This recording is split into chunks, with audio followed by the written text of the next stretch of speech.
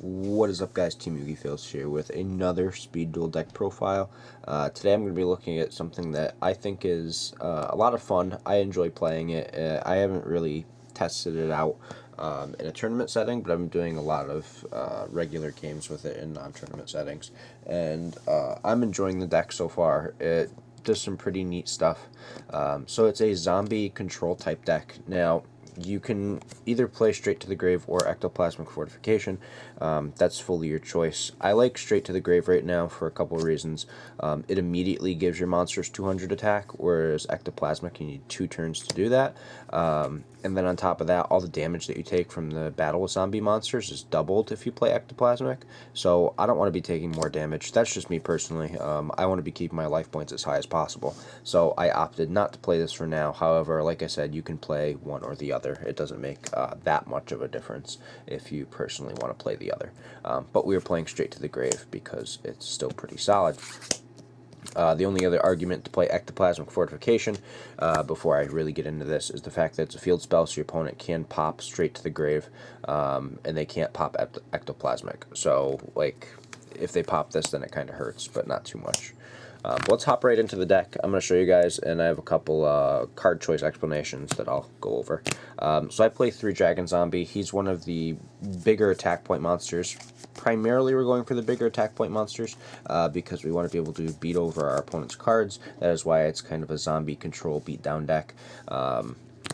So having this and Straight to the Grave is automatically an 1800 attack point monster, which is pretty powerful in speed duels. Then we are playing Double Costin, same thing as the Dragon Zombie, except it has 1900 when it's first summoned, which is pretty powerful too. Then we play 2 Decayed Commander and 2 Zombie Tiger, and those are the only monsters that we play outside of the Double Cost and the Dragon Zombie. I was testing Zombina, and my problem with it was that it was just not... it wasn't that useful. I would always end up opening it and not needing it in my opening hand, so I opted to cut it and try the Zombie Tiger and the Decayed Commander.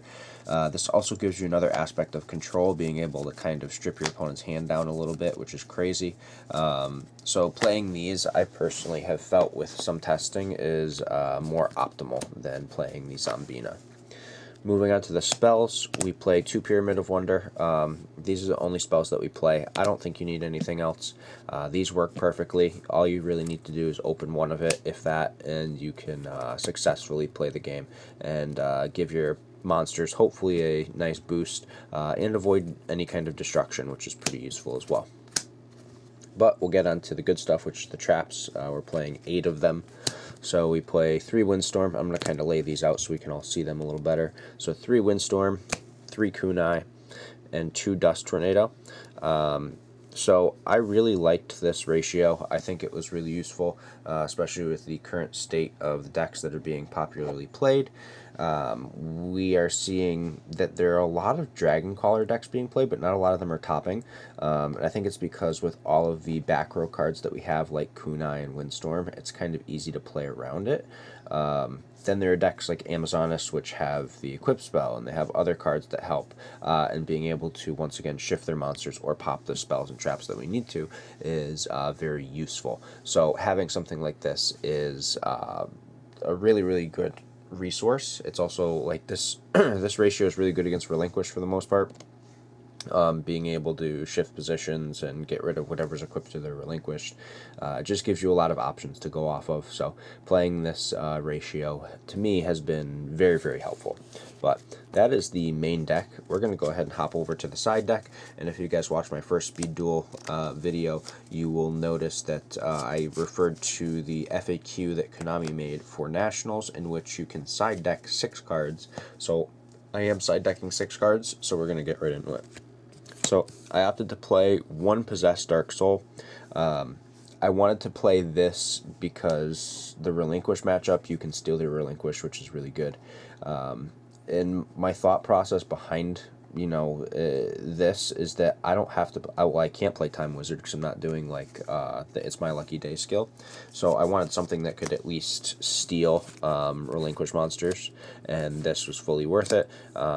It's not bad in the mirror match, too. You will see some people playing this deck, not a lot, but sometimes you'll see it happen. 2 Magic Jammer.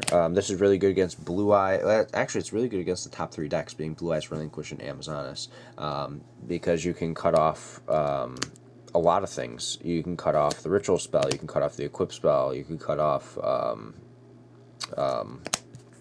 whatever it is, the one that's Horn of Summoning Dragon or whatever it is, the one that summons the Blue Eyes and whatnot. So like being able to cut off the key plays is really, really strong. So I really like Magic Jammer, and discarding a card really doesn't hurt you that much. 2 Ready for Intercepting. This is primarily for the Relinquished and Amazonas matchup. You could argue that you could play it against Dragon Caller too, because you could set the Lord of D, and then their dragons can be targeted, but that's not as necessary. I think this is just really good against Amazonas and really good against Relinquished. Really slows down their play, so they can't progress as far. Then 1 Dust Tornado. I just wanted to side the 3rd one in case I run into any decks that are extremely back row heavy. Sometimes the Gravekeeper deck can be even more back row heavy than this is, and this already has a lot of back row. Blade Control as well also has a lot of back row. So being able to have something else to kind of counteract that, I thought was of the utmost importance. So having the 3rd Dust Tornado was definitely worth doing. But that is the side deck. So that rounds up the Speed Duel deck profile that I like. I would not say this is a tier 1. Maybe it's a tier 2 to Rogue, possibly. It's fun. It's an absolute blast to play. It's just that you have to make sure that you're drawing into enough back row to completely shut your opponent out of the game. But I hope you guys enjoyed the video. If you did, give it a thumbs up. Don't forget to comment down below what you guys are most excited about with Speed Duels currently. And this is Team Yugi Fails signing out.